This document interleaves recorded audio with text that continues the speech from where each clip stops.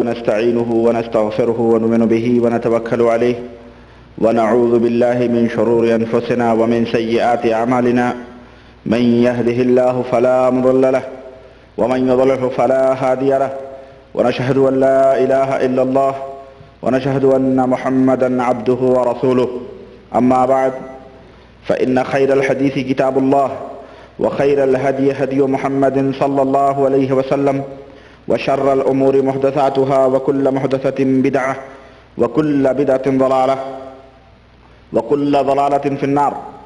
قال الله تبارك وتعالى في كلامه المجيد: أعوذ بالله السميع العليم من الشيطان الرجيم.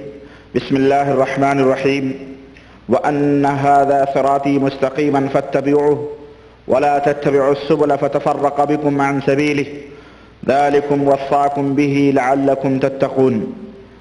وقال تعالى في مقام آخر: قل هذه سبيلي أدعو إلى الله على بصيرة أنا ومن اتبعني وسبحان الله وما أنا من المشركين.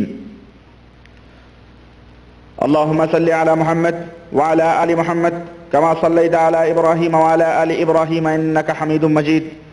اللهم بارك على محمد وعلى آل محمد كما باركت على ابراہیم وعلى آل ابراہیم انک حمید مجید. تمام قسم کی حمد و ثنا، کبریائی اور بڑائی اس خالق کائنات کے لیے لائق و زیبا ہے جس نے ہمیں اور آپ کو پیدا فرمایا، اور بیش بہا درود و سلام اس ذات مبارکہ مطہرہ مقدسہ پر جو ساری کائنات کے لیے رشد و ہدایت بنا کر کے بھیجے گئے.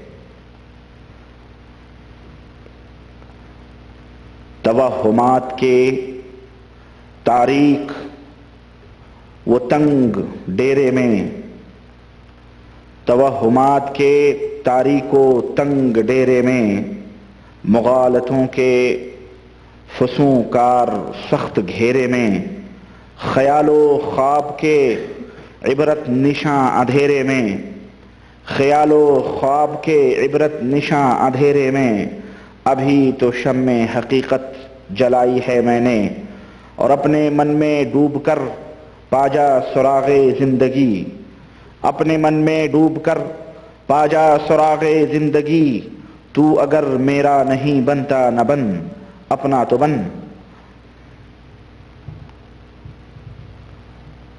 دوستو، بزرگوں اور بھائیوں، آج کے اس اجتماع میں میری تقریر کا، میرے درس کا، میرے لیکچر کا جو موضوع ہے وہ بڑا اہم موضوع ہے، اور وقت کا ذرا سلگتا ہوا موضوع ہے، اور وہ ہے مقلدین دیوبند کی ڈائری.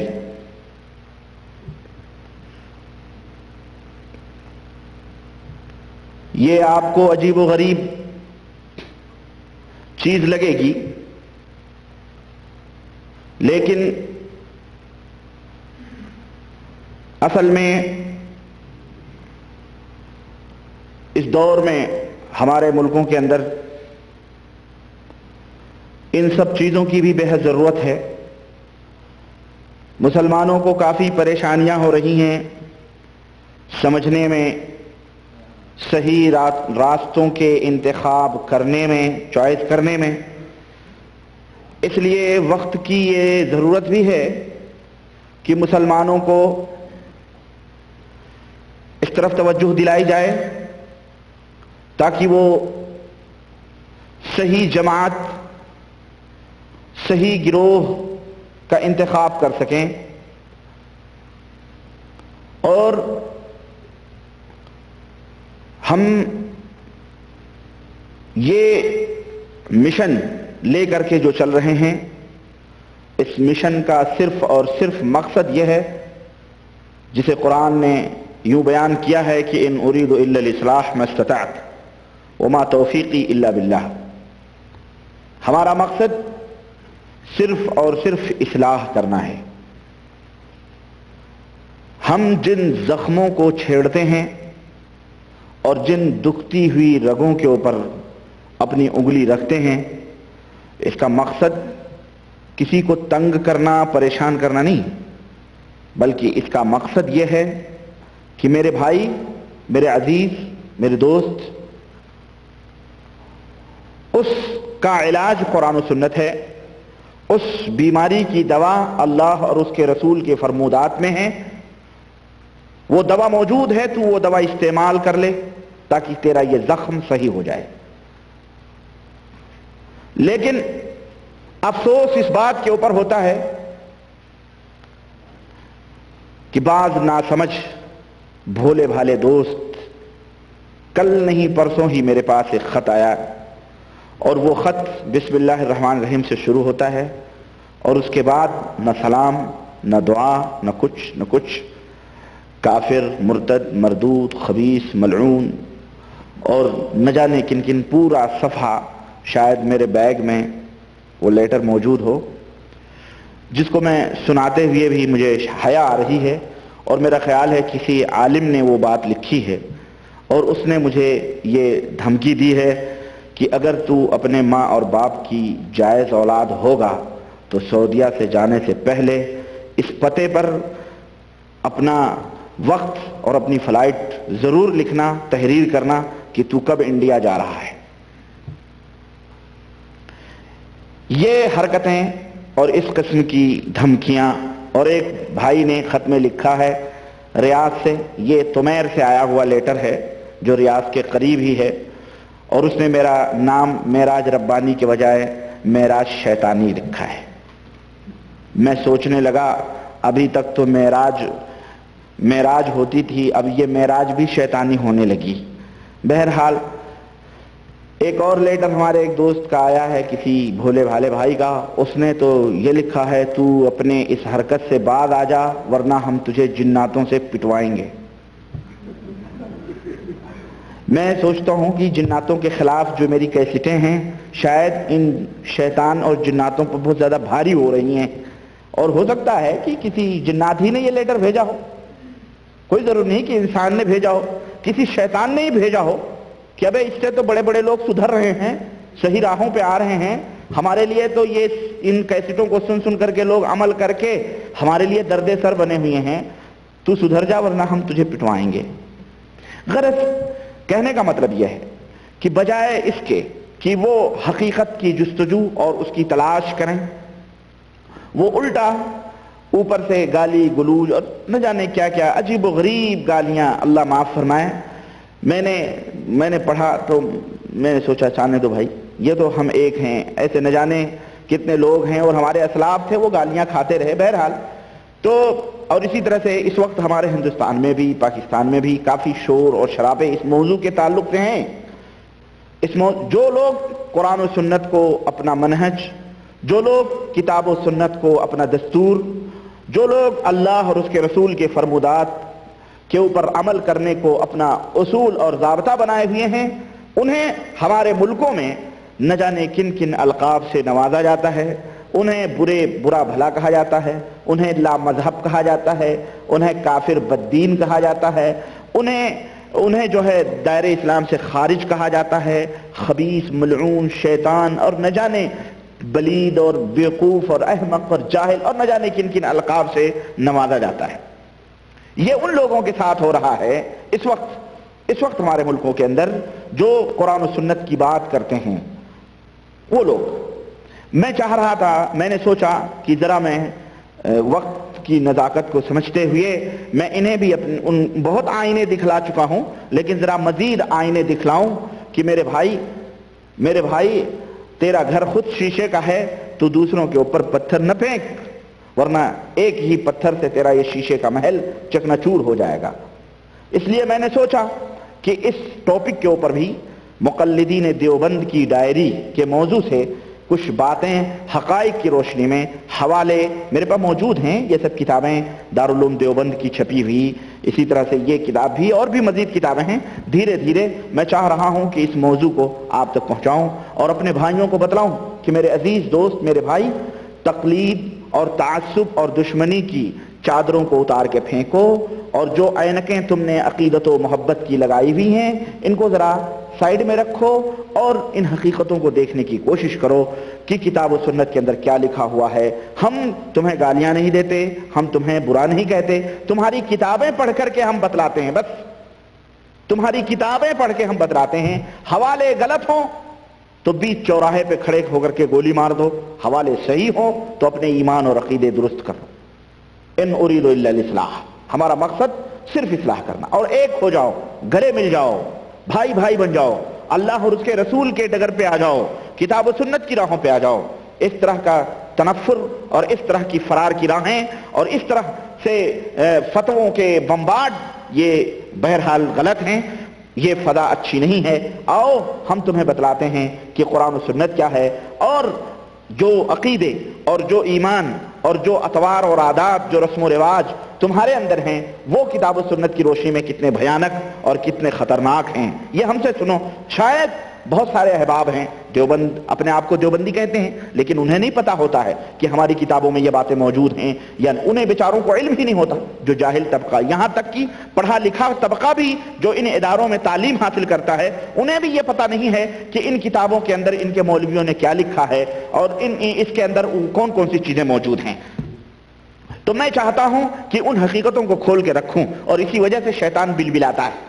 یہی وجہ، اس کو چڑ ہوتی ہے اور بلبلاتا ہے، وجہ اس کے کہ لوگوں کو جو ہے صحیح گائیڈ کرنا، اور شیطان کا کام ہی ہے بہرحال مس گائیڈ کرنا. وہ بہکاتا رہتا ہے، ان کو جھوٹی تسلیاں دیا کرتا ہے. بہرحال آئیے، میں موضوع زیادہ طویل نہیں کرنا چاہتا، مختصر طور پر ہو سکتا ہے یہ ہماری مجلس 2-3 مجلسوں میں ختم ہو یہ باتیں انشاءاللہ تبارک و تعالی. میں چاہتا ہوں کہ وہ ڈائری آپ کے سامنے کھولوں، پر اس سے پہلے چند ضروری باتیں میں آپ کے سامنے تمہیدی طور پر قرآن کریم کی آیات کی روشنی میں کرنا چاہتا ہوں. کیا یہ جماعتیں، یہ تفرقے، یہ ٹولیاں اسلام کے اندر اسلام کو پسند ہیں؟ اللہ اور اس کے رسول صلی اللہ علیہ وسلم کے نزدیک یہ محبوب ہیں، یا یہ چیزیں ناپسند ہیں اور مردود ہیں یہ چیزیں؟ اللہ وحدہ لا شریک نے قرآن کریم کی جس آیت کی تلاوت کا شرف میں نے حاصل کیا ہے، اس میں اپنے بندوں سے فرمایا ہے کہ وَأَنَّ هَذَا صِرَاطِي مُسْتَقِيمًا فَاتَّبِعُوهُ، کہ اے لوگو یہ میری سیدھی راہ ہے، یہ میری سیدھی راہ ہے، تو تم اس کو پکڑ لو، لازم پکڑ لو، اس کی پیروی کرو، اس کی اتباع کرو. وَلَا تَتَّبِعُوا السُّبُلَ، اور مختلف راہوں کے پیچھے نہ چلو، مختلف راہوں کے اوپر نہ پڑو. فَتَفَرَّقَ بِكُمْ، کیوں؟ ایسا کرنے سے تم ٹولی میں، گروہ میں تقسیم ہو جاؤ گے، بٹ جاؤ گے، سیدھی راہ سے بھٹک جاؤ گے تم لوگ. ذَلِكُمْ وَصَّاكُمْ بِهِ، یہی وہ بات ہے جس کی وصیت تمہارا رب تمہیں کر رہا ہے. یہ وہ بات ہے. اور وصیت کس کی جاتی ہے؟ وصیت کسی چھوٹے موٹی چیز کی نہیں کی جاتی ہے، بلکہ وصیت بہت بڑی بڑی چیزوں کی جاتی ہے. جب آدمی مرنے لگتا ہے یا کہیں سفر کرتا ہے یا کچھ بھی تو وصیت لکھتا، لاؤ بھائی وصیت نامہ لکھ دیں. تو کیا وصیت نامہ میں یہ لکھتا ہے کہ صبح کو دال کھانا، شام کو گوشت کھانا، اور فلانے ٹائم مرغی کھانا، فلانے ٹائم یہ کھانا، یہ فلانا یہ وہ؟ نہ، وصیت میں بہت اہم چیزیں لکھی جاتی.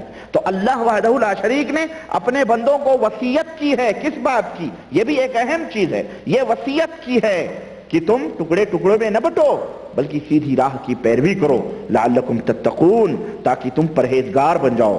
سورہ انعام آیت نمبر 153. اسی طرح اللہ وحدہ لا شریک نے اپنے حبیب جناب محمد رسول اللہ صلی اللہ علیہ وسلم کے ذریعے اپنے بندوں سے کہلوایا کہ اے نبی آپ کہہ دیجئے قل ہذہ سبیلی، اے نبی آپ کہہ دیجئے کہ یہ میری راہ ہے، یہ میری راہ ہے.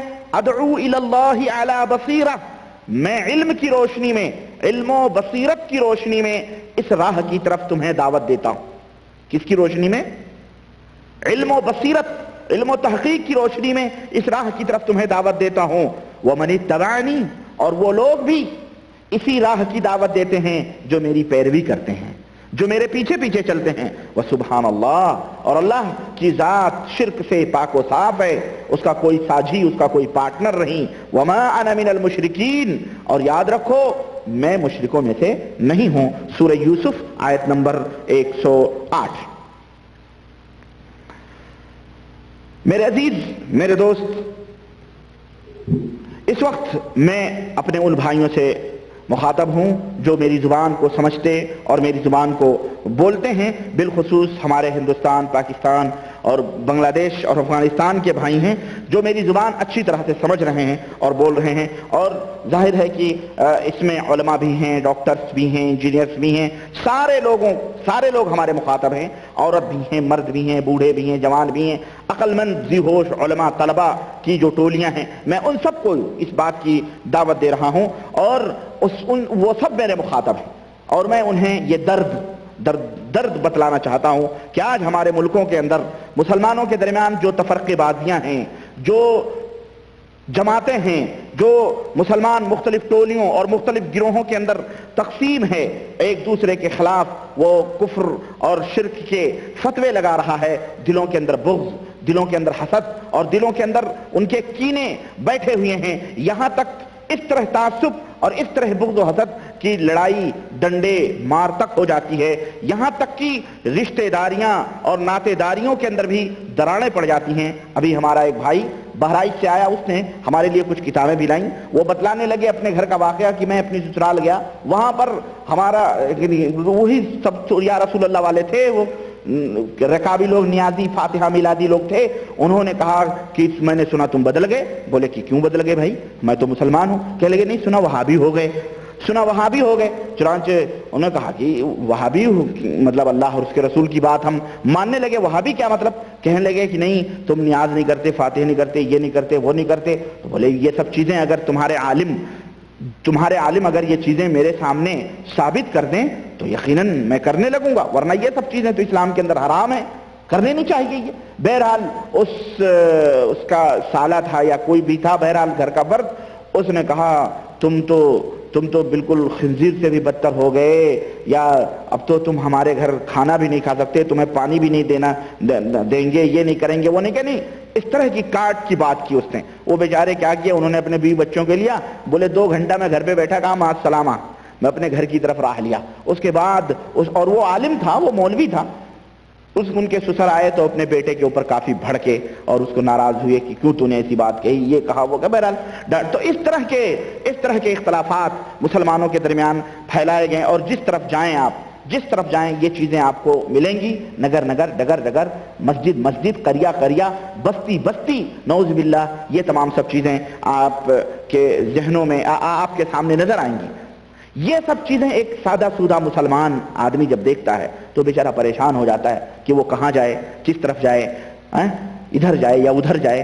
ادھر بھی علماء ہیں، ادھر بھی علماء ہیں، ادھر بھی قرآن و سنت کی طرف دعوت دینے والے لوگ ہیں، اور ادھر بھی قرآن و سنت کی طرف دعوت دینے والے لوگ ہیں۔ سب لوگ اپنے آپ کو اہل سنت کہہ رہے ہیں، سب لوگ اپنے آپ کو کیا کہتے ہیں، علامہ کہہ رہے ہیں، سب لوگ یہ کہہ رہے ہیں، وہ بہرحال وہ بیچارہ حیران اور پریشان ششدر رہتا ہے۔ ان میں مسلمانوں کے اندر کچھ گروہ، کچھ لوگ تو ایسے ہیں کہ جب یہ حالات دیکھتے ہیں تو سنجیدگی کے ساتھ غور کرتے ہیں، اور وہ یہ سوچتے ہیں کہ لاؤ اس کی تحقیق کریں، چنانچہ وہ تحقیق کرنے لگتے ہیں، کتابیں پڑھنے لگتے ہیں، ان کی بھی کتابیں، ان کی بھی کتابیں، ان کی بھی کتابیں، سب کی کتابیں پڑھنے لگتے ہیں، سب کی باتیں سننے لگتے ہیں۔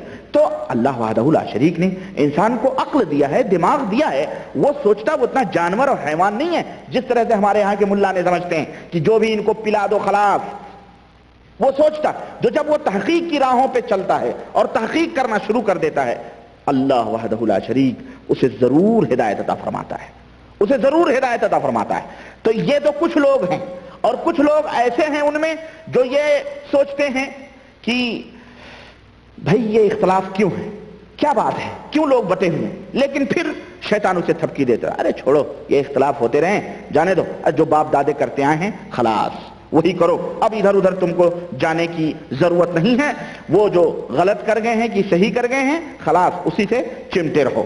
تو یہ کچھ لوگ ہیں، اور کچھ لوگ ایسے بھی ہیں جنہیں شیطان بہکا دیتا ہے اور کہتا ہے یہ ملے ملانوں کی باتیں ہیں، نہ تم ادھر نہ ادھر، چلو دنیا داری میں مست رہو، تم کہاں ان دینی لوگوں کے جھگڑوں میں پڑ رہے ہو، خلاص چلو وہ دنیا داری کے اندر مشغول ہو جاتے ہیں، اور پھر وہ جو عمل کرتے ہیں جیسا وہ، بلکہ دین سے بھی بیزار ہو جاتے ہیں، وہ نماز بھی نہیں پڑھتے، روزے بھی نہیں رکھتے، حج بھی نہیں کرتے، بیزار ہو جاتے ہیں دین سے، ان حالات کو مسلمانوں کے دیکھ کے دین سے دور ہو جاتے ہیں۔ غرض یہ کچھ قسم کے لوگ ہمارے ماحول اور معاشرے میں پائے جاتے ہیں۔ میرے عزیز، ایک بات آپ کو میں یہ بتلاتا چلوں کہ اختلاف ہونا، یہ میں بتاؤں آپ کو، یہ ناگزیر چیز ہے، یعنی اختلاف ہوگا۔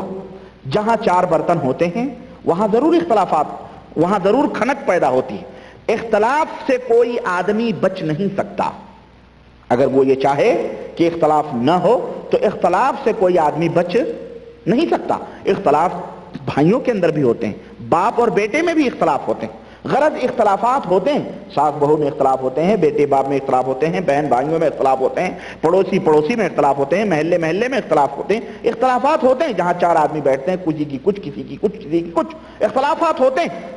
ایسی بات نہیں ہے کہ اختلاف نہیں ہوگا، اختلاف ہوگا، لیکن وہ اختلافات جو ہوتے ہیں وہ دو طرح سے سالو کیے جاتے ہیں۔ ایک اختلاف سالو جو کیا جاتا ہے، ایک اختلاف اسلام کے اندر بھی، دین کے اندر بھی اختلافات ہوئے۔ ہم یہ نہیں کہتے کہ اسلام میں کبھی اختلاف نہیں ہوا، دین کے اندر بھی اختلاف ہوا۔ نبی کریم صلی اللہ علیہ وسلم نبی کریم صلی اللہ علیہ وسلم کے بعد صحابہ کرام رضوان اللہ علیہم اجمعین کے درمیان اختلاف ہوا۔ خود نبی کریم صلی اللہ علیہ وسلم کے زمانے میں صحابہ کے درمیان اختلاف ہوا، لیکن وہ اختلاف حل کیسے ہوا؟ نبی کریم صلی اللہ علیہ وسلم زندہ تھے تو اللہ کے نبی صلی اللہ علیہ وسلم کے پاس وہ اختلافی معاملات لائے جاتے تھے اور پیش کیے جاتے تھے۔ اللہ کے حبیب جناب محمد رسول اللہ صلی اللہ علیہ وسلم اس اختلاف کا فیصلہ فرماتے اور وہ اختلاف ختم ہو جاتا۔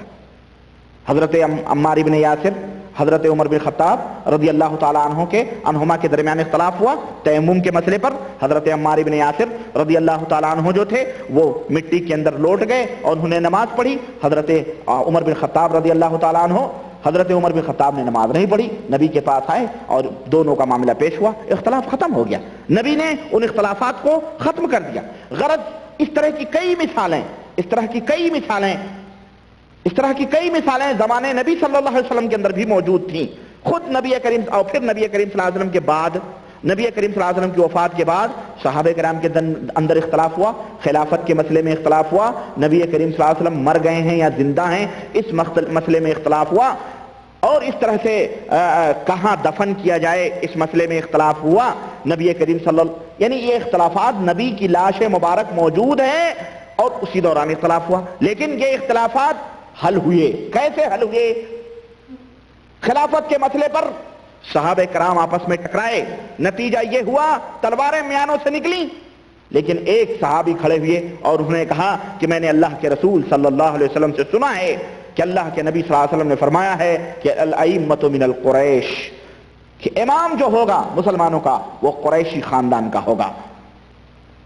حضرت ابو بکر صدیق رضی اللہ تعالیٰ عنہ، ان کے ہاتھوں پہ سارے مسلمان متحد ہو گئے، متفق ہو گئے، نبی کا فرمان آ گیا۔ وہ لوگ جو کسی اور صحابی کو، حضرت سعد رضی اللہ تعالیٰ عنہ کو امیر بنانا چاہتے تھے، ان کی تلواریں میانوں میں چلی گئیں، نبی کا فرمان سننے کے بعد ان کی گردنیں جھک گئیں۔ اسی طرح سے اللہ کے رسول صلی اللہ علیہ وسلم مر گئے یا زندہ ہیں، اس میں بھی اختلاف پیدا ہوا۔ حضرت عمر بن خطاب ننگی تلوار لے کر کے مدینے کی گلیوں میں گھومنے لگے اور انہوں نے کہا جو یہ کہے گا کہ محمد رسول اللہ صلی اللہ علیہ وسلم مر گئے ہیں، ہم اس کے سر کو اس کے تن سے جدا کر دیں گے۔ اختلاف پیدا ہوا۔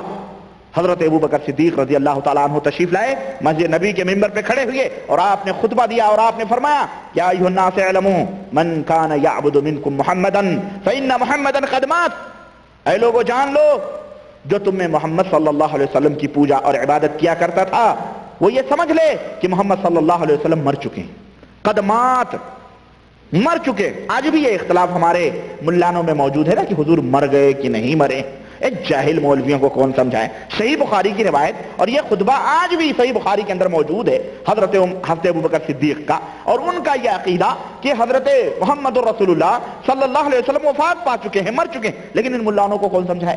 نبی کریم صلی اللہ علیہ وسلم مر چکے. ومن كان يعبد الله فهو حي لا يموت، اور جو اللہ واحد کی پرستش اور پوجا اور عبادت کیا کرتا تھا تو وہ اللہ زندہ ہے، اسے کبھی موت نہیں آ سکتی. اور قرآن کریم کی آیت پڑھی کہ قرآن کریم کی آیت پڑھی وما محمد الا رسول قد خلت من قبله الرسل افإن مات او قتل انقلبتم على اعقابكم. محمد ایک رسول ہیں، محمد ایک رسول ہیں، ان سے پہلے بھی بہت سارے رسول آئے، موسیٰ آئے گئے، عیسیٰ آئے گئے، یعقوب آئے گئے، ابراہیم آئے گئے، یوسف آئے گئے، سب گئے، جو آیا وہ گیا، جو آیا وہ گیا. ہمارے نبی بھی آئے اور وہ بھی گئے، لیکن اللہ وحدہ لا شریک نے فرمایا کہ ان سے پہلے بھی انبیاء اور رسول آئے اور وہ گئے. تو اے لوگو، کیا محمد صلی اللہ علیہ وسلم اگر مر جائیں یا شہید کر دیے جائیں تو پھر تم کفر اختیار کر لو گے؟ پھر تم اپنی ایڑیوں کے بل پلٹ جاؤ گے؟ یاد رکھو، جو اپنے ایڑیوں کے بل پلٹے گا وہی خسارے میں ہوگا، وہی خسارے میں ہوگا، وہی گھاٹے اور نقصان میں ہوگا. حضرت عمر بن خطاب رضی اللہ تعالیٰ عنہ کی تلوار میان میں چلی گئی اور انہوں نے کیا کہا؟ ایسا لگ رہا ہے جیسے یہ آیت کریمہ میں نے پہلی دفعہ سنا ہے. اللہ اکبر، پہلی دفعہ سنا. تو اختلافات ہوئے نبی کریم صلی اللہ علیہ وسلم کو دفن کہاں کیا جائے. کچھ صحابہ نے کہا اللہ کے نبی کو عام مسلمانوں کی قبرستان میں دفن کیا جائے، کچھ لوگوں نے کہا کوئی مخصوص جگہ میں دفن کیا جائے. غرض اختلافات ہوئے صحابہ کرام رضوان اللہ علیہم اجمعین کے اندر. ایک صحابی نے کہا میرے کانوں نے نبی کریم صلی اللہ علیہ وسلم کی یہ حدیث سنی ہے کہ اللہ کے رسول صلی اللہ علیہ وسلم نے فرمایا ہے کہ نبی جہاں دفن ہوتا، جہاں مرتا ہے وہیں اس کو دفن کیا جاتا ہے. چنانچہ اللہ کے حبیب صلی اللہ علیہ وسلم کو وہیں دفن کیا جائے جہاں اللہ کے نبی کی وفات ہوئی ہے. اختلافات ختم ہو گئے، اختلاف رائے ختم ہو گیا، دل مل گئے، سارے جھگڑے سارے تفرقے ختم ہو گئے، نبی کی حدیث آئی، معاملہ ختم. تو یہ ایماندارانہ اختلافات کا حل ہے، جہاں نہ کوئی تعصب ہے، جہاں نہ کوئی کسی قسم کی عصبیت ہے، نہ ہی جہالت ہے، بلکہ صاف ستھرا ایمان ہے اللہ کے رسول صلی اللہ علیہ وسلم کے اوپر، اور صاف ستھرا تعلیم ہے اللہ وحدہ لا شریک کی کہ فَإِن تَنَازَعْتُمْ فِي شَيْءٍ فَرُدُّوهُ إِلَى اللَّهِ وَالرَّسُولِ، کہ اگر تمہیں کسی معاملے میں اختلاف ہے تو تم اسے اللہ اور اس کے رسول کی طرف پلٹا دو، یہی تمہارے لیے خیر ہے، اسی میں تمہارے لیے بھلائی ہے. اگر تم ایمان لاتے ہو آخرت پر اور اگر تم ایمان لاتے ہو اللہ پر تو یہی تمہارے لیے خیر ہے، اسی میں تمہارے لیے بھلائی ہے. اور اگر ایسا نہیں کرتے تو پھر شر ہے، پھر فساد ہے. تو میرے عزیز، میرے دوست، اختلافات سے کوئی نہیں بچ سکتا ہے، اختلافات ہوں گے، پر ایک اختلاف کا حل وہ ہے جسے قرآن و سنت کے ذریعے حل کیا جائے. اور یہ طریقہ صحابہ کرام رضوان اللہ علیہم اجمعین کا، سلف صالحین کا، سب کا رہا ہے کہ نبی کریم صلی اللہ علیہ وسلم کی حدیث مل گئی اور وہ اختلافات ختم ہو گئے. خلفائے راشدین کی سیرت اٹھائیں، انبیاء نبی علیہ الصلوۃ والسلام کی سیرت اٹھائیں، تابعین کی سیرت اٹھائیں، آپ کو یہ تمام سب چیزیں اس میں مل جائیں گی. اور دوسرا اختلاف وہ ہے کہ اختلاف پیدا ہوا، اختلاف ہوا، قرآن و سنت سے دلیل بھی پیش کی گئی، مگر وہ اختلاف چونکہ بڑے بڑے علماء کے درمیان رہا ہے، بڑے بڑے اماموں نے کیا تھا، اس لیے اب ان کی عقیدت اور ان کی محبت میں غلو کیا گیا، اور ان کی عقیدت و محبت کے پردے میں، ان کی عقیدت و محبت کے پردے میں انہیں چھپ چھپا کر اماموں کو اور علماء کو کیا کیا گیا؟ نبوت کے مقام پر بٹھایا گیا. کھلے طور پر نہیں، بلکہ ان اماموں کو نبیوں کے مقام پر بٹھا دیا گیا اور ان کے نام کی جھنڈیاں لگا لگا کر 1.5 اینٹ کی مسجدیں تعمیر کر لی گئیں. کوئی بن گیا شافعی، کوئی بن گیا حنبلی، کوئی بن گیا مالکی، کوئی بن گیا فلانی، کوئی بن گیا فلانی، کوئی بن گیا فلانی، کوئی بن گیا فلانی. اس طرح سے یہ جماعتیں اور یہ مذاہب وجود میں آئے. حق ظاہر ہوا، حق لوگوں کو معلوم بھی ہوا، مگر چونکہ عقیدت و محبت کا چشمہ ان کی آنکھوں کے اوپر لگا ہوا تھا تو ہوا کیا؟ اس حق بات کی تعویلات کی گئیں، اس حق بات کی تعویلات کی گئیں اور اسے کھینچ تان کر اپنے مذہب، اپنی جماعت کے مطابق بنانے کی کوشش کی گئی، اور اپنے علماء کی باتوں کو قرآن و حدیث کے مطابق بنانے کے بجائے قرآن و حدیث کو اپنے علماء کے مطابق ڈھالنے کی کوشش کی گئی، یعنی بجائے قرآن و سنت کا غلام بننے کے وہ لوگ قرآن و سنت کو اپنے علماء کے فتوے اور اپنے علماء کی باتوں کا انہوں نے غلام بنا دیا۔ میرے عزیز، میرے دوست، اس طرح کی باتیں پیدا ہونے لگیں اور اس طرح سے اختلافات وجود میں آئے۔ میں نے آپ سے یہ عرض کیا کہ یہ اختلافات جو ہیں یہ ہوں گے اور ہوتے رہیں گے، لیکن ان اختلافات کو قرآن و سنت کے ڈھرے پر رکھ کر کے اور قرآن و سنت کے کسوٹی پہ رکھ کر کے ان اختلافات کو ختم کرنے کی کوشش کی جائے، چاہے وہ عقیدے کا اختلاف ہو، عمل کا اختلاف ہو یا اخلاق کا اختلاف ہو۔ مشکل کہاں پیدا ہوتی ہے؟ جہاں لوگ تعصب کرنے لگتے ہیں، زبردستی کرنے لگتے ہیں اور قرآن و سنت کو ایک دم اس کی تعویلات کرنے لگتے ہیں، بجائے اس کے کہ اللہ اور اس کے رسول کی باتوں کو من وعن شرح صدر کر کے تسلیم کر لیا جائے۔ اس کے بجائے لوگ اپنے اپنے جماعتوں کے مطابق قرآن و سنت کو ڈھالنے کی اور بنانے کی کوشش کرتے ہیں۔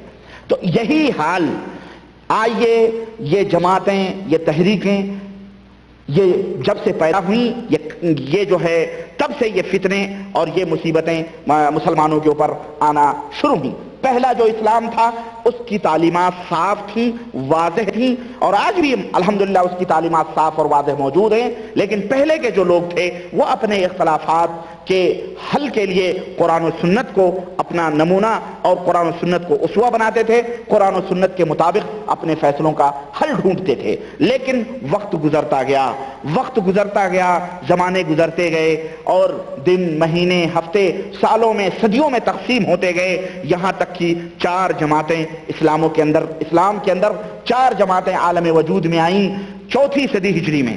کون سی صدی ہجری میں؟ 4 صدی ہجری کے اندر 4 جماعتیں عالم وجود میں آئیں، حنفی، شافعی، مالکی اور حنبلی۔ اس طرح سے وہ اسلام جو لوگوں کی غلامی سے نکال کر اللہ واحد کی غلامی کے اندر ڈالنے کے لیے لوگوں کو آیا تھا، وہ اسلام جس نے توقع غلامی کی زنجیروں کو توڑ دیا اور اللہ اور اس کے رسول کا غلام اس اسلام نے بنایا، اللہ واحد کا غلام اسلام نے بنایا، اس کے نبی کا پیروکار اسلام نے بنایا۔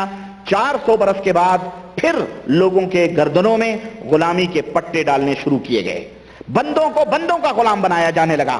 چنانچہ ایسے فتوے نکلے، ایسی باتیں بیان کی گئیں کہ علامہ والحفیظ اور لوگوں کے سامنے یہ کہا جانے لگا کہ جناب عالی ان چاروں مسلکوں اور مذہبوں کے اندر حق محصور ہے، حق کو بند کر دیا گیا ہے، چنانچہ تم جس بھی مذہب کی پیروی کرو گے تم حق پر ہوگے۔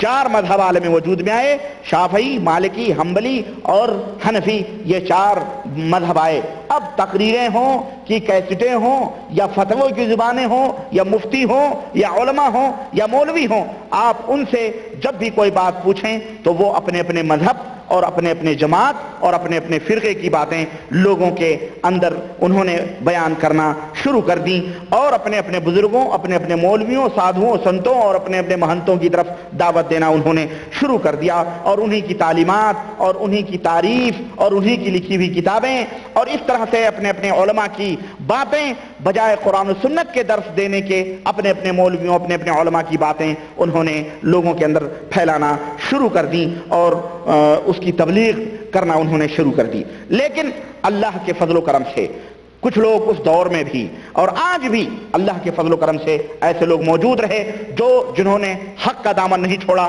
اور حق کو ہمیشہ، حق کے جھنڈے کو لے کر کے وہ نگر نگر، ڈگر ڈگر، گلی گلی وہ موجود رہے، اور جہاں کہیں بھی باطل قوتوں نے اپنے سروں کو ابھارا، بھلے وہ زیادہ کی تعداد میں رہیں لیکن حق پسند لوگ ان کے مقابلے میں کھڑے ہو کر کے انہوں نے حق کا آوازہ بلند کیا، انہوں نے قرآن و سنت کو اپنے جان سے بھی زیادہ عزیز سمجھا، اور قرآن و سنت کے اوپر جب بھی اس قسم کی کوئی سازشی کیچڑ اچھالی گئی تو ان حق پسند لوگوں نے اس کیچڑ کو دھلنے کی کوشش کی اور باقاعدہ اسلام کے اس چہرے کو جو بدنما بنانے کی کوشش کی گئی اس چہرے کو صاف و ستھرا رکھا اور قیامت تک انشاءاللہ تبارک و تعالیٰ ایسے لوگ موجود رہیں گے انشاءاللہ تبارک و تعالیٰ، جن کو اگر ملامت کرنے والے ملامت بھی کرتے رہیں گے تو ان کی ملامتیں انہیں کوئی بھی نقصان نہیں پہنچا سکتی ہیں۔ اور انشاءاللہ تبارک و تعالیٰ آج بھی حق کے چہرے کو بگاڑنے کی جو سازش کی جا رہی ہے، انشاءاللہ تبارک و تعالیٰ ہم اور آپ مل کر کے ایسے سازشی ذہنیت کا اور ایسے سازشی لوگوں کے پردوں کو چاک کریں گے اور ان کے نقابوں کو اتار کے لوگوں کے سامنے حق بیان کرتے رہیں گے انشاءاللہ تبارک و تعالیٰ، انشاءاللہ تبارک و تعالیٰ۔ تو میرے عزیز، ہم میں آئیے موضوع کی مناسبت سے میں ایک بنیادی بات عرض کر کے اپنے موضوع میں داخل ہوں۔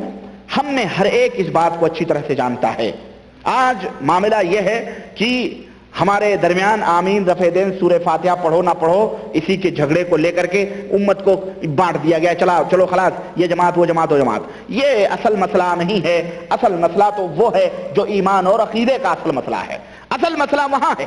آئیے ہم میں سے ہر ایک اس بات کو اچھی طرح سے ان درسوں اور ان محاضروں میں شریک ہو کر کے اچھی طرح سے جانتا ہے کہ عقیدہ ایک بڑی اہم چیز ہے۔ ہم نے ہر درس میں اس بات کو بیان کیا ہے، عقیدہ یہ ایک اہم چیز ہے، ایک ہیرا ہے۔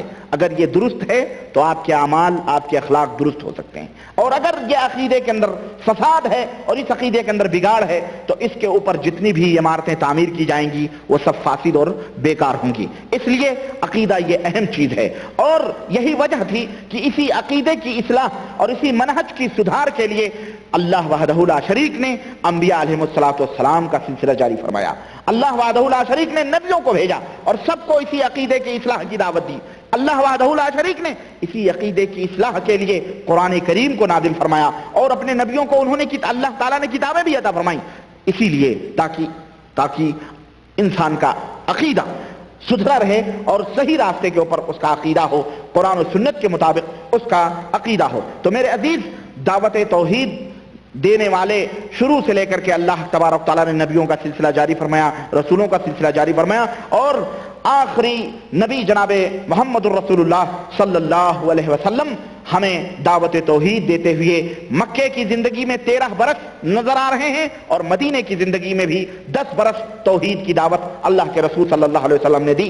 چنانچہ اللہ تبارک تعالیٰ کا فرمان، اللہ وحدہ لا شریک نے فرمایا وما ارسلنا من قبلک من رسول الا نوحی الیہ انہ لا الہ الا انا فاعبدون، کہ اے نبی، ہم نے آپ سے پہلے جتنے بھی رسول بھیجے، ہم نے آپ سے پہلے جتنے بھی انبیاء بھیجے، جتنے بھی رسول بھیجے، ہم نے سب کو یہی بات بتائی ہے، ہم نے سب کو یہی بات وہی کی ہے کہ جا کر کے لوگوں کے سامنے کہو کہ اللہ کے سوا کوئی بھی معبود برحق نہیں ہے سوائے میرے، تو اے لوگوں صرف میری عبادت کرو، میری بندگی کرو۔ چنانچہ اسی عقیدے کو لے کر سلف صالحین کی عظیم جماعت کھڑی ہوئی، اور اس عقیدے کو صحابہ کرام نے ملک پھیلایا اور دنیا کے گوشے گوشے میں اس کو پھیلایا۔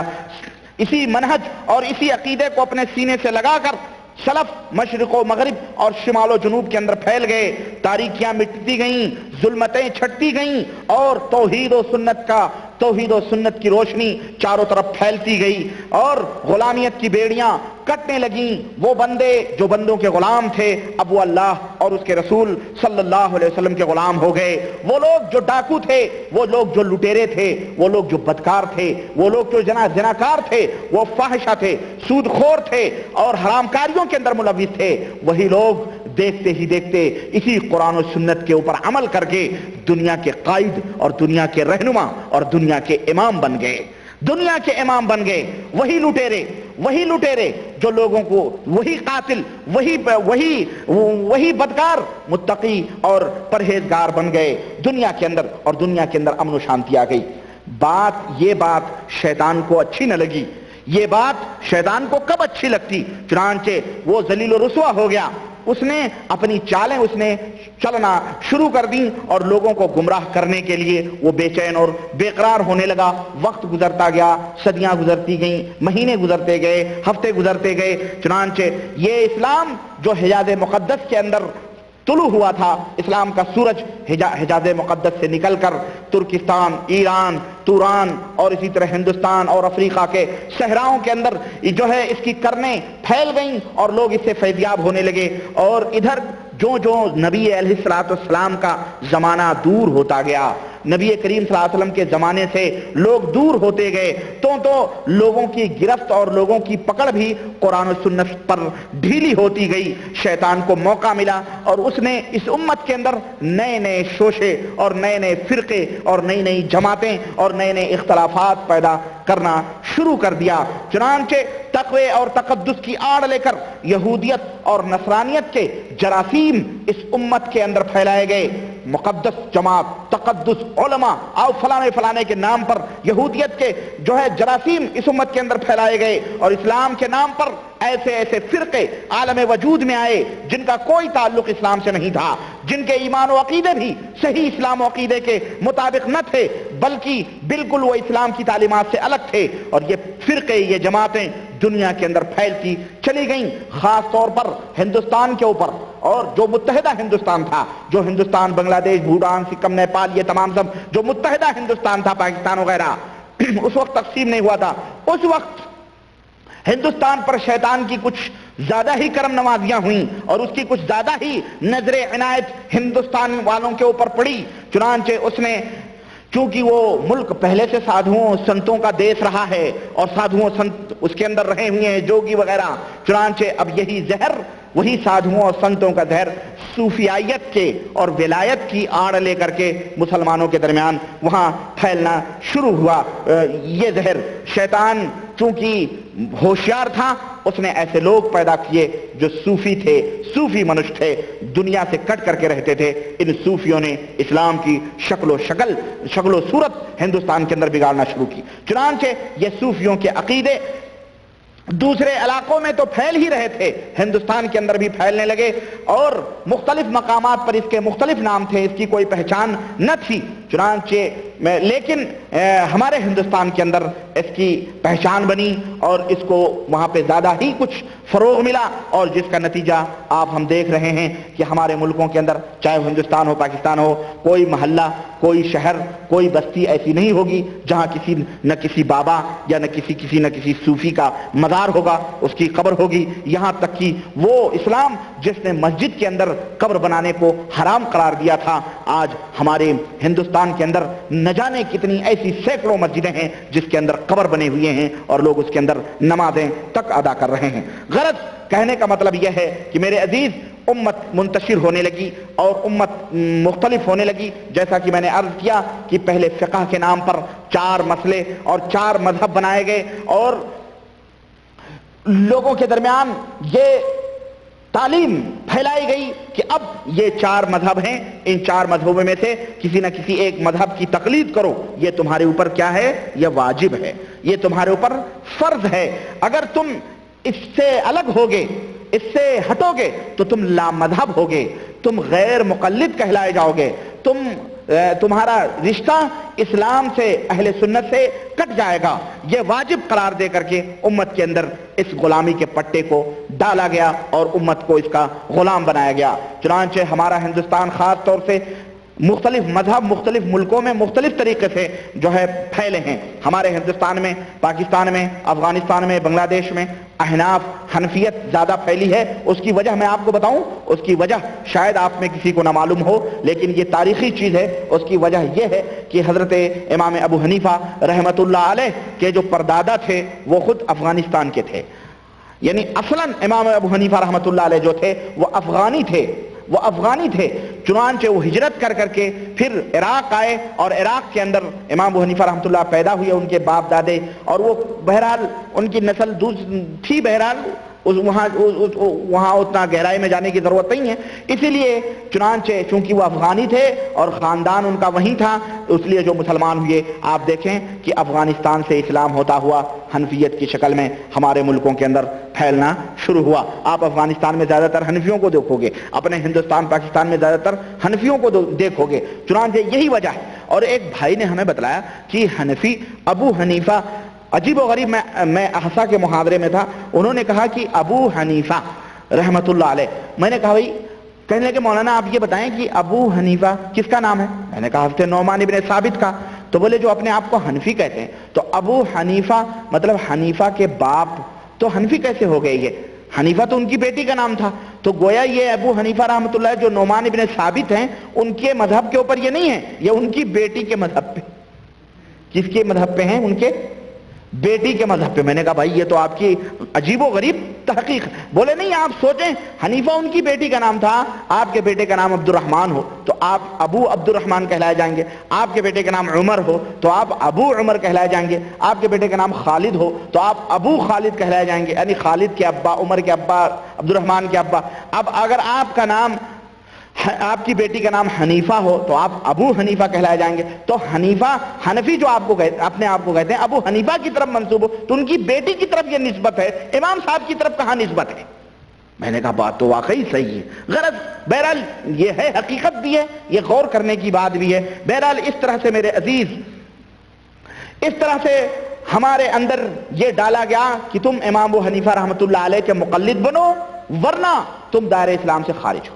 چنانچہ اکثریت نے اس خوف سے امام ابو حنیفہ کے مذہب پر 400 سال کے بعد عمل کرتی رہی، چلتی رہی. اور اب دھیرے دھیرے پھر کیا ہوا؟ ان حنفیوں میں دراڑیں شروع ہو گئیں، خود حنفی مذہب میں دراڑیں شروع ہوئیں، ان میں اختلافات پیدا ہوئے. اور اسے اختلاف، اور یہ سب شیطانی چالوں سے حنفیوں کے اندر اختلاف، اور اتنے خطرناک فتنے جنم لینے لگے. سارے حنفی تھے لیکن ان میں اتنے خطرناک فرقے جنم لینے لگے کہ الامہ والحفیظ. چنانچہ میں آپ کو بتاؤں، کہیں دین الہی کے نام پر فتنے بپا ہوئے. اکبر نے دین الہی قائم کیا، دین الہی کے نام پر فتنے بپا ہوئے. تو کبھی انکار حدیث کے فتنے، حدیث کا انکار، ایسے بھی فتنے پیدا ہوئے کہیں.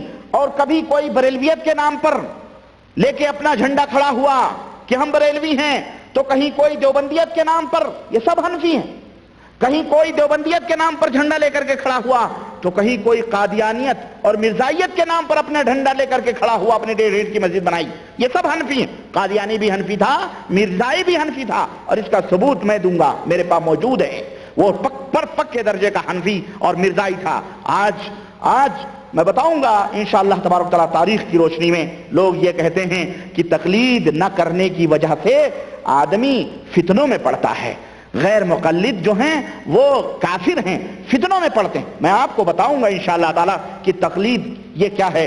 چنانچہ اس کے اندر مرزائیت اور اسی حنفیت کی گود سے مرزا غلام احمد قادیانی اور مرزائیت کی شکل میں یہ پیدا ہوا. اسی حنفیوں کے اندر بہائیت اور چکرالیت نے جنم لیا. چنانچہ اسی کے اندر تبلیغیت، مودودیت اور یہ جتنے فتنے آج ہمارے ہندوستان، پاکستان کے اندر پنپ رہے ہیں، یہیں سے یہ تمام سب فتنے سب انہی حنفیوں سے پیدا ہوئے اور یہ تمام سب آگے آگئے. اور ان کے چہرے جب حق پسندوں نے دیکھے اور ایک دوسرے کے سامنے ہوئے تو اب حنفی ہی اپنے حنفی بھائی کے اوپر کفر کے فتوے لگا رہا ہے، حنفی ہی حنفی کے اوپر کفر کے فتوے لگا رہا ہے. دیوبندی حنفی کو کہہ رہا ہے تو کافر، اور حنفی اور بریلوی دیوبندی کو کہہ رہا ہے تو کافر. ایک دوسرے کو انہوں نے کافر کہنا شروع کیا، کفر کے فتوے لگانے شروع کیے. اور یہ اس کے اندر قادیانیت، مرزائیت، یہ تمام سب حق پسندوں نے دیکھا تو ان سب کے اوپر کفر کے فتوے لگائے اور باقاعدہ ان سے مناظرے ہوئے. علامہ ثناء اللہ امرتسری رحمۃ اللہ علیہ نے باقاعدہ شیر پنجاب کے نام سے یاد کیا جاتا ہے ان کو، اور جو ہے انہوں نے مناظرے کیے. چنانچہ میرے عزیز، میرے دوست، اس طرح سے حنفیت کے اندر مختلف ٹکڑیاں اور مختلف جماعتیں وجود میں آئیں. اور آج بھی یہ جماعتیں، یہ تحریکیں، یہ تنظیمیں اور یہ فرقے ہمارے ملکوں کے اندر موجود ہیں. ایک دوسرے سے لڑ بھیڑ رہی ہیں، ایک دوسرے کو کافر کہہ رہی ہیں، لیکن اپنے اپنے دائروں سے، اور ایک دوسرے کو الزامات اور اتہامات لگا رہی ہیں، لیکن اپنے اپنے دائروں سے باہر نہیں ہو رہی. چنانچہ ہندوستان، صوبہ اتر پردیش، ضلع بریلی کے اندر، ضلع بریلی سے شہر ہے، وہاں پر ایک فتنہ بریلویت کا نکلا جو خود حنفی تھا، اور اس کے بانی اور اس کے فاؤنڈر جو تھے وہ احمد رضا خان صاحب تھے.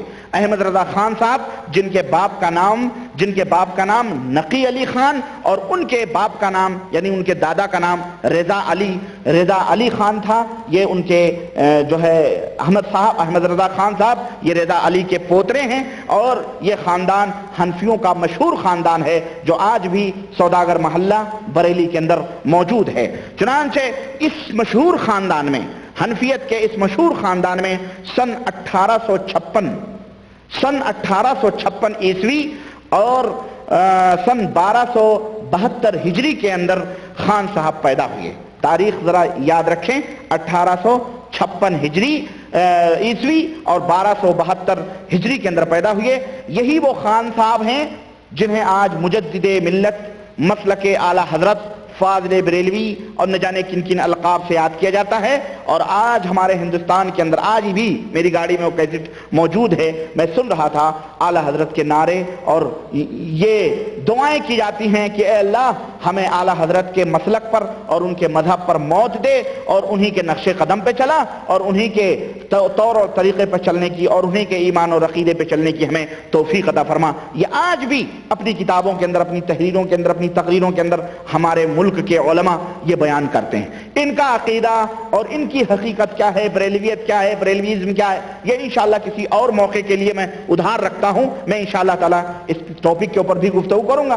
سر دست چونکہ میرا موضوع جیسا کہ آپ کو پتا ہے کہ مقلدین دیوبند کی ڈائری، مقلدین دیوبند کی ڈائری، یہ میرا موضوع ہے. اور یہ میں آ رہا ہوں، یہ میں تاریخی کچھ باتیں بیان کرتے کرتے کرتے دھیرے دھیرے میں اس کی طرف بڑھ رہا ہوں کہ کس طرح سے اسلام کے اندر 4 ٹکڑے، پھر خود مذہب حنفی کیسے بڑھا ہمارے ملکوں کے اندر، پھر اس کے اندر کیسے اختلافات پیدا ہوئے کہ حنفیوں کے اندر خود اختلافات پیدا ہو گئے، کئی جماعتیں نکلیں. اب چنانچہ 4 بڑی جماعتیں ہمارے ملک کے اندر دیوبند بریلی شریف سے نکلیں، جس کو شریف کہا جاتا ہے. سوداگر احمد رضا خان صاحب پیدا ہوئے سن 1856 عیسوی 1272 ہجری کے اندر. یہی وہ خان صاحب ہیں جنہوں نے صوفیت جو تھی، سادھو سنتوں کا، جنہوں نے اسلام کو بالکل ملغوبہ بنایا ہوا تھا سادھو سنتوں نے، اس احمد رضا خان صاحب نے اس صوفیت جو گونگی تھی، بہری تھی، اس کو احمد رضا خان نے زبان دی. اس کو قرآن و حدیث کے تعویلات کر کر کے اور موضوع اور گڑھی ہوئی حدیث بیان کر کر کے اس صوفیائیت کو، جو حقیقت میں یہودیت اور برہمنیت اور اسی طرح سے نصرانیت کی بھیس کی حقیقت تھی، لیکن اسلام کے بھیس میں ہمارے ملکوں میں یہ تحریک موجود تھی. اس گونگی اور بہری تحریک کو، صوفیائیت کو، اس احمد رضا خان نے ایک زبان دی، اس کو بولنا سکھایا، اس کو علم کلام دیا. چنانچہ یہ اس کے ماننے والے، احمد رضا خان صاحب کے ماننے والے اور ان کے پیروکار اپنے آپ کو بریلوی کہتے ہیں. اسی طرح سے سن 1283 ہجری مطابق 1867 کے اندر،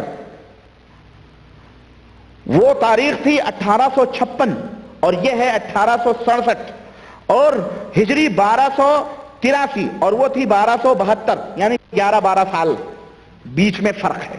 11-12 سال. محرم کی 15 تاریخ کو احناف یعنی حنفیوں کا ایک گروہ، حنفی لوگوں نے، حنفیوں کی ایک جماعت ہندوستان کے صوبہ اتر پردیش یو پی کے اندر ایک شہر دیوبند واقع ہے، اس شہر دیوبند کے اندر ایک مدرسے کی بنیاد رکھی. احمد رضا خان کے پیدا ہونے کے 12 سال کے بعد، جب احمد رضا خان صاحب 12 سال کے تھے، تو بریلی دیوبند شہر کے اندر ایک بنیاد رکھی، شہر دیوبند کے اندر، جسے بنیاد رکھنے والے اور اس کے فاؤنڈر جو تھے مولوی محمد قاسم نانوتوی اور ان کے ہمراہ مولوی رشید احمد صاحب گنگوہی. یہ 2 شخصیتیں تھیں جنہوں نے دارالعلوم دیوبند کے نام سے ایک مدرسے کی بنیاد رکھی. اس طرح ان دونوں بزرگوں کے ہاتھوں سے مدرسے دیوبند کی بنیاد پڑتی ہے، اور یہی وہ شہر ہے جس کی طرف منسوب کر کے آج اپنے آپ کو لوگ دیوبندی کہلاتے ہیں. سمجھ آئی اب دیوبندی کی حقیقت؟ یہی وہ شہر ہے جس کی طرف اپنی نسبت کر کے لوگ اپنے آپ کو دیوبندی کہتے اور کہلواتے ہیں. اس شہر دیوبند کے سلسلے میں میرے ذہن میں اچانک ایک شعر یاد آ گیا کہ عامر عثمانی تجلی دیوبند بہت بڑے رائٹر تھے، مر گئے، اللہ ان کی مغفرت کرے، سمجھ رہے ہیں، انتقال کر گئے. وہ شہر دیوبند سے نکالتے تھے تجلی. ان کا منہج کیا تھا، ان کا مذہب کیا، اللہ ہی بہتر جانتا ہے. بہرحال ان کی کتابوں میں عجیب و غریب باتیں ملتی. چنانچہ وہ اس مجلے کے اندر انہوں نے کسی زمانے میں دیوبند شہر کے اوپر ایک چند اشعار کہے تھے، وہ مجھے برجستہ یاد آ رہے ہیں، میں چاہ رہا ہوں کہ میں آپ لوگوں کو سناؤں. دیوبند، دال یہ واو بے نون دال، اس کے اندر یہ کلمات ہیں. عامر عثمانی نے کہا کہ دغا کی دال ہے، دیوبند میں دال، دغا کی دال ہے، یاجوج کی ہے یہ اس میں، یاجوج ماجوج جو فتنہ نکلے گا، دغا کی دال ہے، یاجوج کی ہے یہ اس میں، وفا فروشی کی ہے واؤ تو بدی کی بے اس میں، وفا فروشی کی ہے واؤ تو بدی کی بے اس میں، جو اس کے نون سے نارے جہیم غلطاں ہے تو اس کے دال سے دہقانیت نمایاں ہے، ملے یہ حرف تو بیچارہ دیوبند بنا، برے خمیر سے یہ شہر ناپسند بنا، برے خمیر سے یہ شہر ناپسند بنا۔ غرض یہ شہر کی بات ہے، دیوبند جہاں دیوبند ہیں۔ اصل میں دیوبند میں ایک بات اور بھی ہے کہ وہاں ایک بہت بڑا ہندوؤں کا دیوتا کی مندر بھی ہے وہاں، اسی وجہ سے اس کو دیوتا کہتے تھے، دیوتا دیو ہے، اس وجہ سے اس کا نام دیوبند پڑا، سمجھ رہے؟ جہاں دیوبند ہیں، کیا بند ہیں؟ دیو جانتے ہیں نا، جن بھوت پریت دیو، وہ دیوبند ہیں۔ بہرحال اپنے آپ کو یہ دیوبندی کہلاتے ہیں۔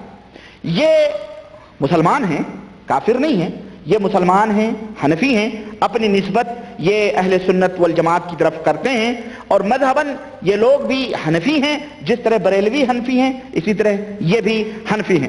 بریلوی اپنے آپ کو سنی حنفی کہتے ہیں، یہ اپنے آپ کو سنی حنفی کہتے ہیں، لیکن مسلکاً جس طرح بریلوی صوفیوں کی راہوں پر ہے، اسی طرح مسلکاً اہل دیوبند بھی صوفیوں کی راہوں پر ہیں۔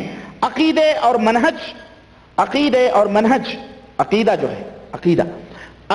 منہج ان کے اندر اشعری اور ماتریدی، یعنی بریلویوں کا بھی عقیدہ اور منہج اشعری ماتریدی ہے، اور اہل دیوبند کا جو دیوبندی ہیں ان کے بھی عقیدے اشعری ماتریدی ہیں۔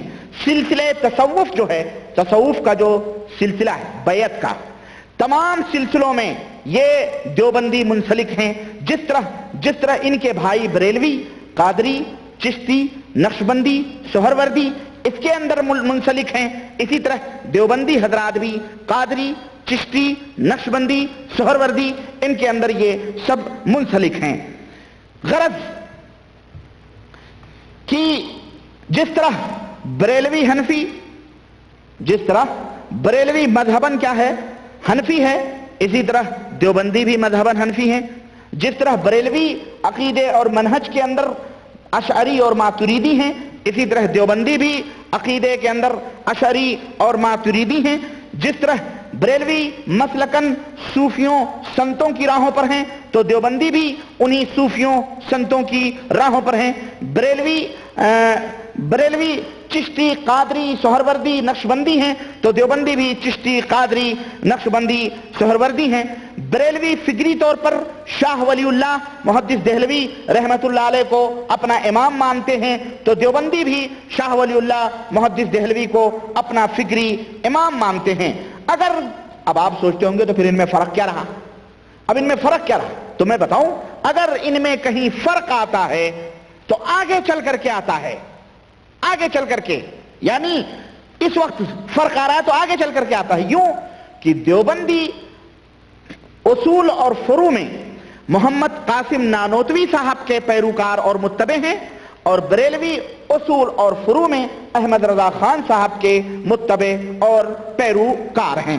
یہ ان دونوں کے اندر بنیادی فرق ہے، سمجھ رہے ہیں؟ بریلوی ایک اور فرق ہے، بریلوی علل اعلان ڈنکے کی چوٹ پر اپنے عقیدے کو، اپنے منہج کو، اپنی فکر کو لوگوں کے سامنے بیان کرتا ہے کہ میرا یہ منہج ہے، میرا یہ عقیدہ ہے، میرا یہ مسلک ہے۔ لیکن دیوبندی حضرات یہی سب کچھ کرتے ہیں لیکن پردے کے آڑ میں کرتے ہیں، صاف چھپتے بھی نہیں، سامنے آتے بھی نہیں۔ کیسا پردہ ہے کہ چلمن سے لگے بیٹھے ہیں، ہاں، صاف بھی نہیں آتے، کھل کے بھی نہیں آتے، چھپا کے یہ تمام سب پردے میں کرتے ہیں، اور بظاہر وہ بریلویوں کو تانے دیتے ہیں اور انہیں قبوری کہتے ہیں، لیکن اندرونی طور پر آپس میں مفاہمت اور دوستی کرنے کی بے حد یہ کوشش بھی کرتے ہیں بریلویوں سے، اور میرے پاس یہ کتاب موجود ہے، یہ انشاءاللہ تعالی رہے گی، آخر وقت تک رہے گی، احکام شریعت مصطفیٰ، مسائل سنت و بدعت جس میں شریعت رسول کے فقہی مسائل غرض لکھنے والے مفسر القرآن مولوی شاہد حسن قاسمی، استاد شعبہ عربی دارالعلوم دیوبند۔ اور یہ چھپی ہوئی کہاں سے ہے میرے بھائی یہ بھی بتا دوں، یہ ہے مکتبہ سیرت النبی سید منزل نز جامع مسجد دیوبند یو پی، یہ وہاں سے چھپی ہوئی کتاب ہے، اور اس کے ملنے کے پتے دلی وغیرہ سب کچھ مظفر نگر بھی ہے۔ اور یہ کس سن میں چھپی ہے؟ یہ تاریخ طباعت ہے 2 شعبان 1412 یعنی 1992، ہاں اس کے اندر یہ کتاب چھپی ہے، اور مفتی دارالعلوم مولانا ظفر الدین صاحب کی باقاعدہ مہر بھی ہے۔ بہرحال اس کتاب کے حوالے سے میں آپ سے گفتگو کروں گا انشاءاللہ۔ تو غلط کہہ رہا تھا میں یہ کہ یہی سب کچھ وہ لوگ کرتے ہیں، اور آپس میں یہ لوگ مفاہمت کی کوشش بھی کرتے ہیں، اور تعلقات میں آپس میں تعلقات پیدا کرنے کی بہت اتنی کوشش کرتے ہیں، اور اتنا آگے بڑھ گئے ہیں کہ جس طرح بریلوی لوگ شیخ الاسلام علامہ ابن تیمیہ کو شیخ الاسلام علامہ ابن تیمیہ اور ابن قیم، اور اسی طرح سے شیخ الاسلام محمد بن عبد الوہاب رحمۃ اللہ علیہ کو فاسق، فاجر، احمق اور کافر تک کہتے ہیں، اسی طرح سے حضرات دیوبند بھی شیخ الاسلام محمد بن عبد الوہاب کو پتہ ہے کیا کیا کہا ہے؟ یہ سب موجود ہے حوالے، یہ انشاءاللہ تبارک و تعالی میں ابھی آپ کے سامنے مختصر طور پر رکھتا ہوں، اور بقیہ باتیں انشاءاللہ تبارک و تعالی میں اگلی مجلس میں بیان کرنے کی کوشش کروں گا۔ سرے دست یہ جتنی بھی باتیں میں نے کہی ہیں، یہ دیکھیں ہمارے پاس ایک کتاب ہے المہند علی المفند، یعنی عقائد علماء اہل سنت دیوبند، فخر المحدثین حضرت مولانا خلیل احمد سہارنپوری، ہاں باضافہ عقائد اہل سنت حضرت مولانا مفتی سید عبدالشکور ترمذی، سرفراز اکیڈمی دیوبند یو پی کی چھپی ہوئی، ٹیلی فون نمبر 247534، یہ کتاب موجود ہے میرے بھائی۔ اس کتاب کے حوالے سے میں آپ کو بتاؤں کہ یہ کتاب کب لکھی گئی۔ یہ کتاب جب بریلویوں نے دیوبندیوں کے خلاف احمد رضا خان صاحب نے علماء حرمین کو، اس زمانے میں جب ترکیہ حکومت تھی، اس زمانے کی بات ہے، جب ان کے خلاف ان کی کتابوں سے کفر کے فتوے لگا کے یہاں کے جو امام تھے، یہاں کے حرم کے جو علماء تھے، ان کے خلاف بہت ساری باتیں لکھی، تو دیوبندی علماء نے کے پاس یہاں کے علماء نے اس زمانے میں جب سعودی حکومت، سعودی گورنمنٹ نہیں تھی، ترکیوں کی حکومت تھی، اس زمانے میں یہاں کے علماء نے کچھ سوالات اہل دیوبند کو بھیجے کہ ہمارے یہ کچھ سوالات ہیں، آپ وہ سوالات کے جوابات دیں تب ہم آپ سے مطمئن ہوں گے۔ چنانچہ وہ سوالات میں آپ کے سامنے پڑھتا ہوں، عربی میں ہیں، اور اس کے جوابات بھی عربی میں دینے والے مولانا خلیل احمد سہارنپوری سرخیل جماعت دیوبند ہیں۔ ان کی ڈائری کا پہلا ورق، ان کی ڈائری کا علماء مقلدین دیوبندی مقلدین کی ڈائری کا میں پہلا ورق آپ کے سامنے رکھنا چاہتا ہوں۔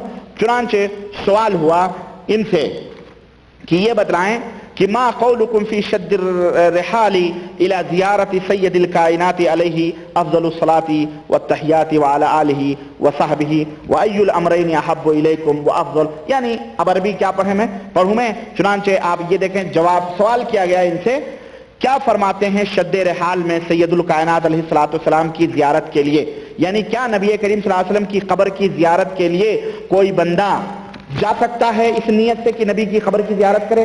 اسی طرح تمہارے نزدیک اور تمہارے اکابر کے نزدیک ان دونوں باتوں میں کون امر پسندیدہ اور افضل ہے کہ زیارت کرنے والا بوقت سفر زیارت خود حضرت کی زیارت کی نیت کرے یا مسجد نبوی کی بھی کرے؟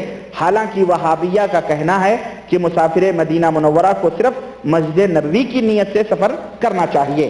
یعنی ان سے سوال ہوا کہ اگر کوئی آدمی صرف مسجد نبوی کی زیارت کے لیے جائے وہ تمہارے لیے بہتر ہے، یا یہ بہتر ہے کہ نبی کی قبر کی زیارت کے لیے جائے یہ بہتر ہے؟ چنانچہ جواب دے رہے ہیں یہ فخر المحدثین خلیل الرحمن سہارنپوری، کہتے ہیں کہ اس سے پہلے کہ ہم جواب شروع کریں جاننا چاہیے کہ ہم اور ہمارے مشائخ اور ہماری ساری جماعت دیوبند بحمد اللہ فروعات، جو میں نے ابھی بات کہی ہے نا اس کی دلیل میں دے رہا ہوں کہ یہ لوگ ابو حنیفہ رحمۃ اللہ علیہ کے کتنے مقلد ہیں اور کتنے نہیں ہیں، کہ مسائل میں کیا ہیں۔ چنانچہ کہتے ہیں کہ نحن مقلدون لقدوۃ الانام وذروۃ الاسلام امام الہمام الاعظم امام الاعظم ابو حنیفہ النعمان رضی اللہ تعالی عنہ، کہتے ہیں کہ ہم فروعات میں مقلد ہیں مقتدائے خلق حضرت امام حمام، حضرت امام اعظم ابو حنیفہ نعمان بن ثابت رضی اللہ تعالی عنہ کے۔ ہم ان کے مقلد ہیں کس میں؟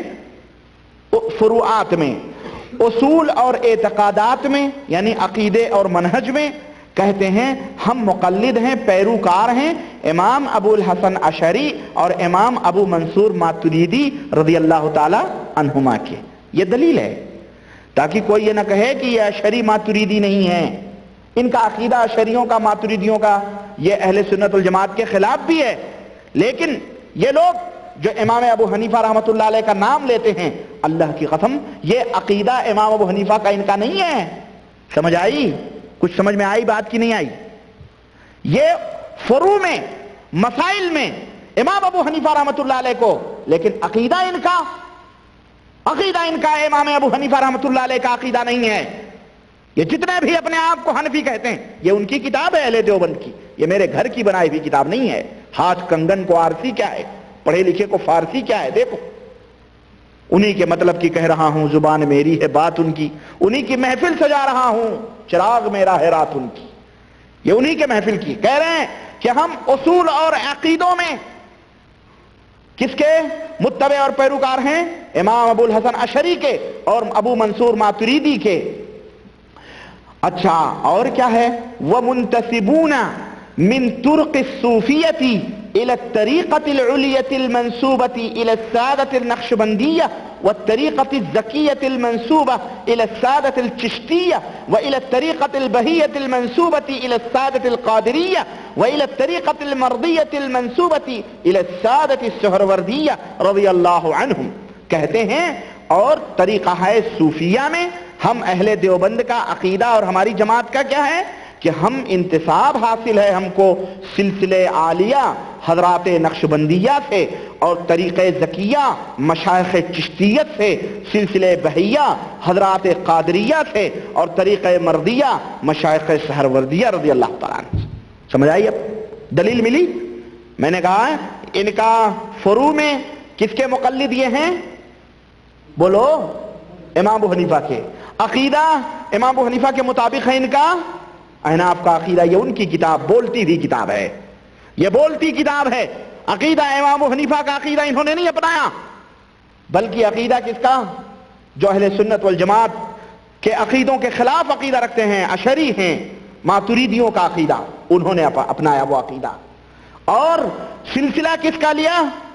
نقشبندیہ، سہروردیہ، چشتیہ، قادریہ کا۔ میرے پاس ایک کیسٹ ہے ایک دیوبندی مولوی کی، میں انشاءاللہ تعالیٰ اگلی مجلس میں یاد رہا مجھے یاد دلائیے گا آپ لوگ، میں وہ کیسٹ اور ٹیپ ریکارڈ لا کے آپ کو سنواؤں گا کہ بریلویوں کے خلاف تقریر ہو رہی ہے اور دیوبندی عالم ہیں اور وہ کہہ رہے ہیں کہ دیکھو تم ہم کو تانے دیتے ہو کہ ہمارے پاس علمی سلسلہ نہیں، آؤ میں تمہیں بتاؤں فلانے حضرت نے فلانے سے سنا، فلانے حضرت نے فلانے سنا، فلانے حضرت نے فلانے سنا، فلانے حضرت نے فلانے سنا، فلانے حضرت نے حضرت محمد رسول اللہ سے سنا، اور تم کہتے ہو ہمارے پاس ولایت کا سلسلہ نہیں، دیکھو ہمارے حضرت فلانے سے بیعت، انہوں حضرت فلانے سے بیعت، وہ حضرت فلانے سے بیعت، وہ حضرت فلانے سے بیعت، وہ حضرت خواجہ معین الدین چشتی سے بیعت، وہ خواجہ بہاؤالدین سے بیعت، وہ خواجہ فلانے سے بیعت، خواجہ فلانا وہ حضور صلی اللہ علیہ وسلم سے بیعت۔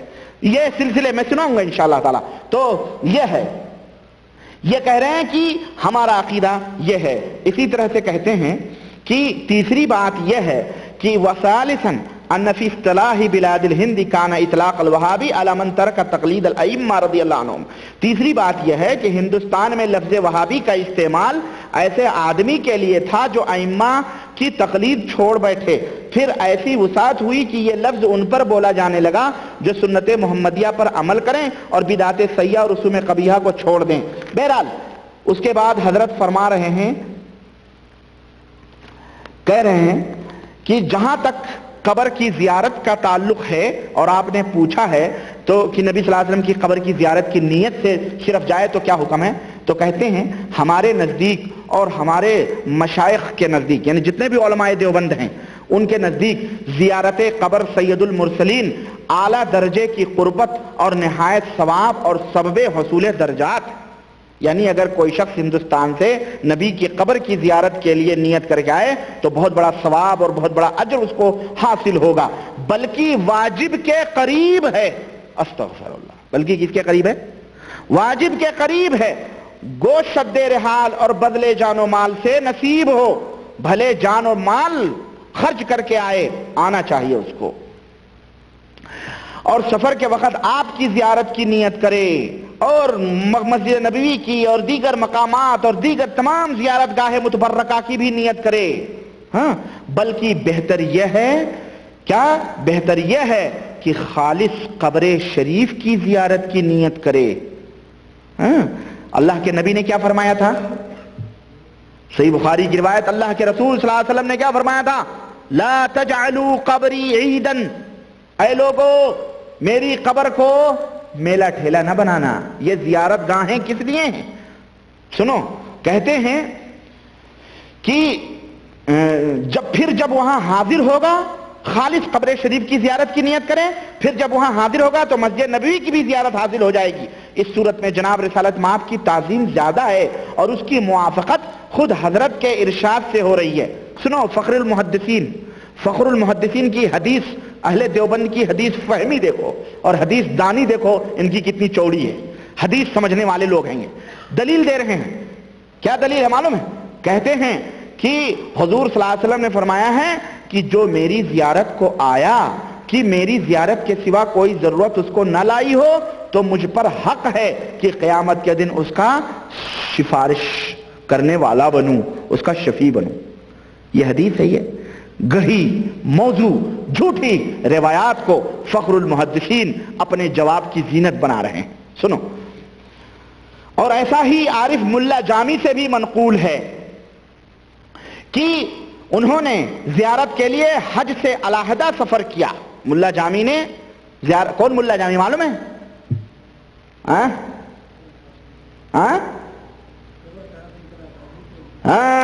وہ ملا جامی جن کو حضور نے پکڑوا دیا تھا مکے میں. تبلیغی جماعت کے زکریا صاحب نے تبلیغی نصاب میں لکھا ہے نا، یہ مہجوری برآمد جان عالم ترحم یا نبی اللہ ترحم، پورا سلسلہ جو انہوں نے قصائد ملا جامی لکھا ہے، صرف حضور کے قبر کی زیارت کی نیت سے آ رہے تھے. استغفر اللہ. اور کہتے ہیں کہ یہی طرز مذہب عشاق سے زیادہ ملتا ہے. اب کہہ رہے ہیں، اما دیوبند کے سرخیل ہیں، بہت بڑے عالم ہیں، کہہ رہے ہیں اما ما قالت الوہابیۃ من ان مسافر الى المدینة المنورة على ساکنها الف تحیۃ لا ينوی الا المسجد الشریف استدلالا بقوله علیہ الصلوۃ والسلام لا تشد الرحال الا الى ثلاثة مساجد فمردود. کہتے ہیں کہ جہاں تک بات وہابیوں کی ہے کہ وہابیوں کا، یہ کون لوگ ہیں معلوم ہے؟ جو عرب کنٹری میں آ کے کہتے ہیں ہم وہابی ہیں. کیوں؟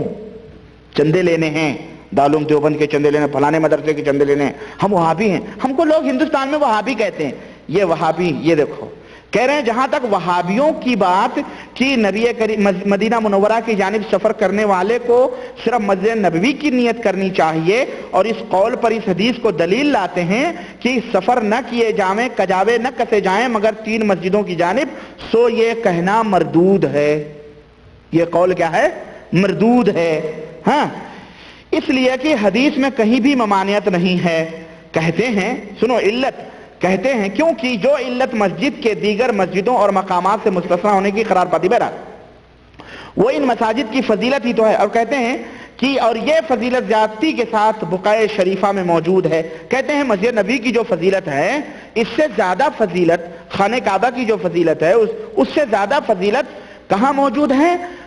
بقعہ شریفہ میں موجود ہے. کون بقعہ کہتے ہیں؟ جگہ.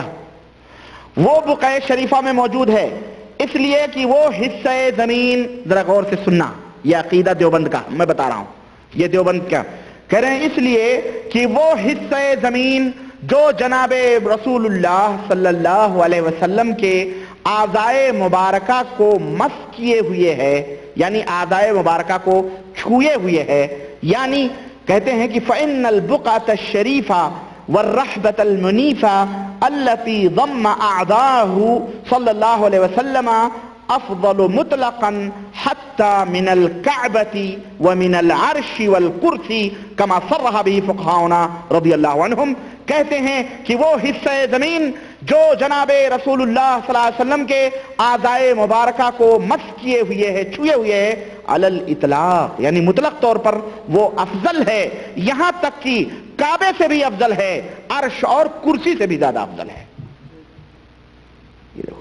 یہ دیوبند کی پہلی ڈائری ہے، اس کی پہلی اڑان عرش و کرسی پہ ہو گئی، سیدھے کعبہ اوبا گئے، عرش و کرسی گئی۔ حضور صلی اللہ علیہ وسلم کے جسم سے جو زمین لگی ہوئی ہے نا، وہ زمین بھی کیا ہے؟ اب حضور صلی اللہ علیہ وسلم جب زندہ تھے تو حضور حمام بھی جایا کرتے تھے، تو حمام سے بھی آپ صلی اللہ علیہ وسلم کے جسم لگتے تھے، یا حضور بول و براز بھی فرمایا کرتے تھے، تو جہاں پیشاب وشاب کی جو زمین ہے تو وہ بھی عرش و کرسی سے بڑھ گئی۔ اعوذ باللہ، یہ کون سا عقیدہ بیان کیا جا رہا ہے؟ کیا ہمارے سلف صحابہ کرام رضوان اللہ علیہم اجمعین اس عقیدے پر گئے تھے؟ تم ان سے بڑھ کے محبت کرنے والے ہو اللہ کے نبی سے، یہ کیسا عقیدہ تم بیان کر رہے ہو؟ کیا یہ اللہ اور اس کے رسول نے اس طرح کی تشریحات یا صحابہ کرام نے اس قسم کی تشریحات کی ہیں جو تم اپنی ڈائریوں میں یہ تمام سب باتیں لکھتے ہو؟ یہ پہلی ڈائری کا پہلا ورق ہے۔ ہاں بہرحال اس کی اور بھی باتیں کہتے ہیں، اخیر میں میں بات ختم کر دوں، کہتے ہیں کہ ہمارے بیان کے موافق بلکہ اس سے بھی زیادہ تفصیل کے ساتھ ہمارے شیخ شمس العلماء حضرت مولانا مولوی رشید احمد گنگوہی نے اپنے رسالہ زبدۃ المناسک کی فصل زیارت مدینہ منورہ میں فرمائی ہے، جو بارہا چھپ چکی ہے، ہاں، جس میں مولانا نے اور ایک شیخ ہیں مفتی صدر الدین دہلوی نے ایک رسالہ لکھا ہے جس میں مولانا نے وہابیہ اور ان کے ماننے والے موافقین پر قیامت ڈھا دی ہے اور ان کو بے کن دلائل ان کے ذکر فرمائے ہیں۔ کہتے ہیں کہ المفتی صدر الدین دہلوی قدس اللہ سرہ العزیز اقام فیہ الطامۃ الکبریٰ علی الوہابیہ ومن وافقهم وآتى ببراہین قاطعہ وحجج ساطعہ سماہا احسن المقال فی شرح حدیث لا تشد الرحال۔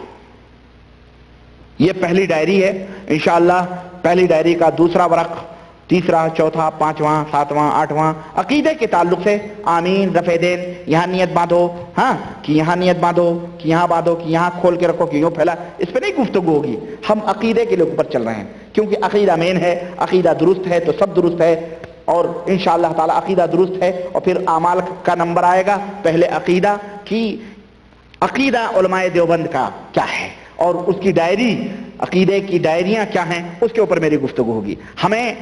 ہم نے ایک کیسٹ ابھی آئی ہے ریاض سے، ایک صاحب نے ہمیں بھیجی، اللہ انہیں جزائے خیر دے، ہمارے دوست دیتے بھی رہتے ہیں، میں سن رہا تھا، سنی میں نے غیر مقلدین کا، فرقہ غیر مقلدین کا ایک جائزہ، تو اس میں اس نے، مولوی ہے کوئی اعظمی ہے، ہاں اعجاز احمد اعظمی کی تقریر ہے، وہ کہتا ہے کہ ان کے مولوی نے یہ کہا، دیکھو غیر مقلدوں کے مولوی ثناء اللہ امرتسری یہ کہہ رہے ہیں، غیر مقلدوں کے مولوی نواب وحید الزماں یہ کہہ رہے ہیں، غیر مقلدوں کے مولوی فلانے کہہ رہے ہیں۔ ہم نے کہا بیوقوف، غیر مقلد بھی کہہ رہا ہے